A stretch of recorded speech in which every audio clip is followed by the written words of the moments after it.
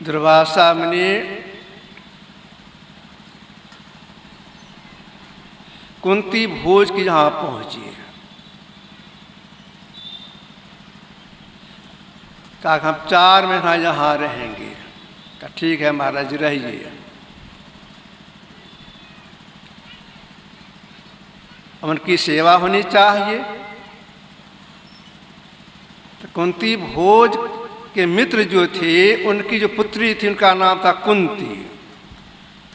कुंती भोज को अपनी पुत्री नहीं थी, तो मित्र का पुत्री मांग के लाई थी, अपनी पुत्री बना लिए थे। तो कुंती उन्हें के यहाँ रहती थी। कुंती को सेवा में नियुक्त कर दिया। समय पर गर्म पानी देना है, स्नान करने के लिए पानी देना है, समय भोजन दे देना है, आदि आदि सेवा करने लग गई। समय बीत रहा है, समय बीत रहा है। अब चौमासा समाप्त होगा। दुर्वासा मुनि ने कुंती से कहा तुम हमारी बहुत सेवा की है, आज मैं तुमको एक मंत्र बताता हूँ। अगर इस मंत्र को तुम सिद्ध कर लेगी, जब करके सिद्ध कर लेगी,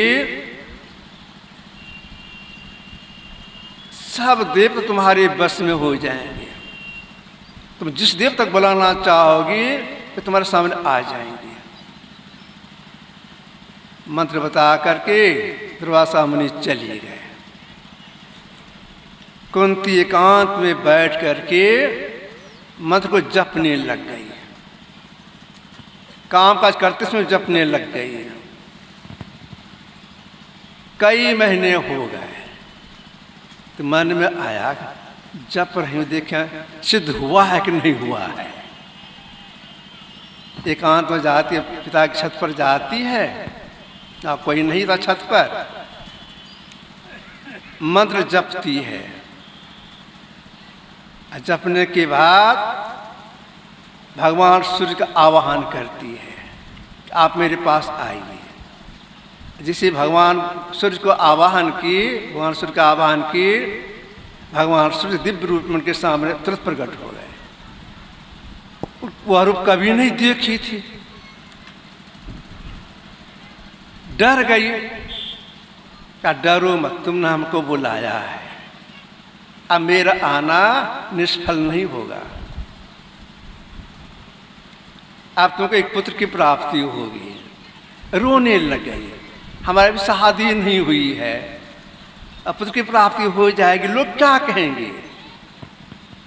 क्या तुम्हारे शरीर में कोई परिवर्तन नहीं होगा। कहा करके भगवान सूर्य चले गए। शरीर में कोई परिवर्तन नहीं। समय बीत रहा है, समय बीत रहा है।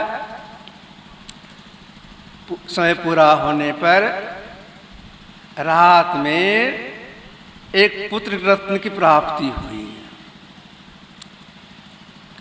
कवच कुंडल लिए, दिव्य रूप में, बहुत देखने में सुंदर बच्चा। अब कुंती सोचती है लोग क्या कहेंगे। उनकी सेवा में जो थी दाय, पैसा दी, क्या यह बातों का बोलना नहीं।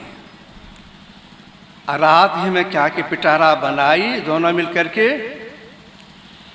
घर से निकली, दोनों नदी किनारे गई।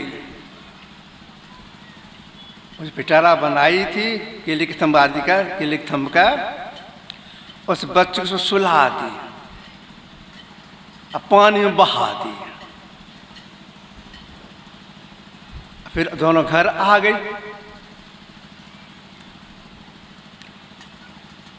वह पिटारा पानी बहाते बहाते आगे बढ़ा।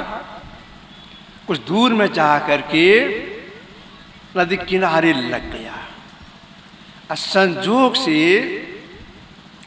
धृतराष्ट्र के रथ चलाने वाले अधिरथ वे गए थे स्नान करने। वे देखते हरी पिटारा में एक बच्चा है, देखने बहुत सुंदर है। दया भाव उत्पन्न हो गई। तुरंत गोद में उठाए, लेकर अपना घर आ गए। कि पत्नी का नाम था राधा। का यह बच्चा नदी किनारे में था, कितना सुंदर है। जैसे राधा गोद में लेती है, मेरा ही बेटा या भाव उत्पन्न हुआ, उनके स्तन में दूध आ गया, पालने पोसने लग गई। उसी का नाम पीछे पड़ा कर्ण।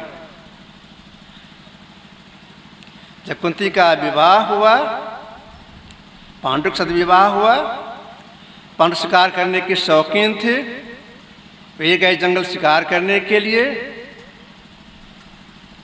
एक मुनि पत्नी के साथ साधना करते थे जंगल में,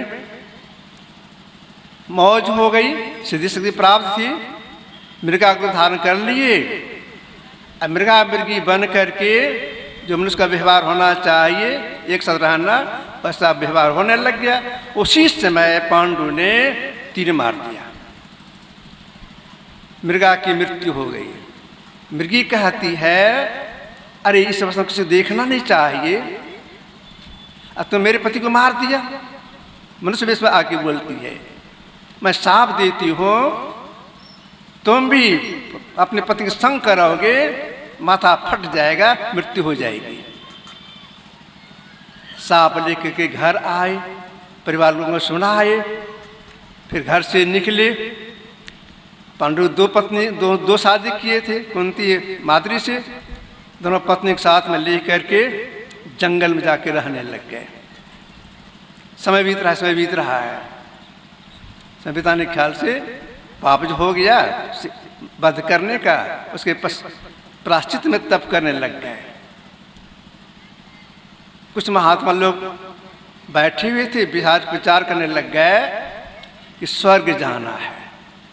पांडु ने कहा हम भी जाएंगे। कहा नहीं जा सकते हो। कहा क्यों?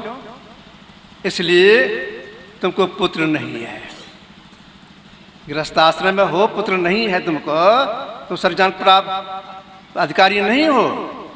भारी चिंता हो गई, स्वर्ग में हम नहीं जा सकते हैं। भोजन छूट गया उनका, उदास रहने लग गए, चेहरा सूख गया। कुंती कहा उदास क्यों रहती हैं? कहा सुना नहीं उस दिन, हम स्वर्ग जाने का अधिकारी नहीं है। आप चिंता क्यों करती हैं? हमको मंत्र सिद्ध है, आप आज्ञा दीजिए, पुत्र वाले हो जाएंगे। क्या मेरी आज्ञा है। तो कुंती करती क्या है? मंत्र पढ़ती है, आह्वान करती है धर्मराज का। धर्मराज आ गए, उससे युधिष्ठिर महाराज का जन्म हुआ। फिर समय आने पर मंत्र पढ़ती है, आह्वान करती है पवनदेव का, भीम का जन्म हो गया। फिर समय आने पर मंत्र पढ़ती है, आह्वान करती इंद्र का, अर्जुन का जन्म हो गया। माद्री ने कहा पांडु से, कुंती को 3 पुत्र हो गया, हमको एक भी नहीं है। आप कहिए कुंती से, वह मंत्र हमको बता देगी, हम भी सिद्ध कर लेंगे, पुत्र वाली हो जाएंगे। तो पांडु ने कहा कुंती से, मंत्र उसको बता दो। कुंती ने कहा नहीं, मंत्र तो मैं नहीं बताऊंगी, हाँ इतना मैं कर सकती हूँ कि मंत्र मैं पढ़ूंगी, ये जिसको बुलाना से बुला ले, ऐसा इतना ही करो। कुंती बैठती है, माद्री भी बैठती है, कुंती मंत्र पढ़ती है, कहते बुलाओ, जिसको बुलाना हो बुलाओ। माद्री सोचती है एक बार मंत्र पढ़ी, 2 बार मंत्र पढ़ेगी नहीं। जिसे कहा बुलाओ, जिसको बुलाना चाहती हो, तो माद्री ने तत्काल 2 देवता का आह्वान कर दिए। 2 देवता आ गए, उससे नकुल सहदेव का जन्म हो गया। अब देखिए मंत्र के प्रभाव से ये लोग पुत्र वाले हो गए। यह जपा सिद्धि, यह तो बाहरी बात हुई। अगर कोई मंत्र जप करती है तो जप से हृदय कितनी शुद्धि हो जाती है, इतनी शुद्धि हो जाती है कि जो नाम जपा जाता है वह नाम स्वरूप के सामने में अनायास हो जाता है, अनायास आ जाता है। देख रूप नाम अधीन, रूप नाम का अधीन में है। इतना अगर कोई नहीं कर सकते हैं, अपने अंश में मिलने का शौक है, तो पहले जप करेंगे तल्लीनता के साथ, छोड़ देंगे। अब दूसरी प्रक्रिया वह क्या है? वह है नाम स्वरूप का ध्यान, ये मानस ध्यान। किनका मानस ध्यान करें? गुरु जिनका ध्यान करने के लिए बता दें, उन्हीं के रूप का ध्यान करना चाहिए।